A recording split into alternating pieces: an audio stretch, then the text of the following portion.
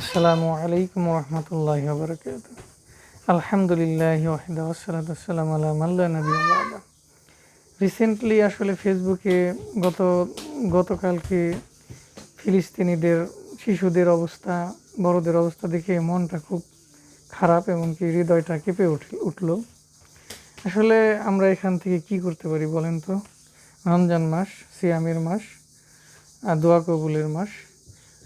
আমরা এখন ওদের জন্য দোয়া করতে পারি, আল্লাহ ইসরায়েলদের ধ্বংস করে দিক।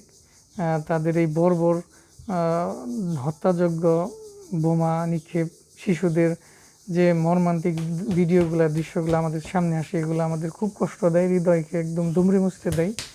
আমরা দোয়া করি আল্লাহ যেন ইসরায়েলি সৈন্যদের একদম ধ্বংস করে দেয়, ফিলিস্তিনিদের যেন আল্লাহ হেফাজত করেন, রক্ষা করেন। এছাড়া তার আসলে আমরা কিছু করতে পারতেছি না, বলতেও পারতেছি না। আল্লাহ হেফাজত করবেন অবশ্যই, ইনশাআল্লাহ। আমরা দোয়া করি মন থেকে। আমরা ওইভাবে হয়তো প্রতিহত করতে পারতেছি না, কিন্তু আমরা দোয়ার মাধ্যমটা আমরা অনেক শক্তিশালী করতে পারি ইনশাআল্লাহ। আল্লাহর কাছে প্রেরণ করতে পারি দোয়াটা, যে আল্লাহ যেন ফিলিস্তিনি গাজাবাসীদের আল্লাহ যেন হেফাজত করেন, আর ইসরায়েলি সৈন্যদের যেন আল্লাহ ধ্বংস করে দেন। তাদের ধ্বংস দেখাটার জন্যই যেন আমরা বেঁচে থাকি ইনশাআল্লাহ। তাদের ধ্বংসটাই আমাদের একান্ত কাম্য। আল্লাহ কবুল করুক।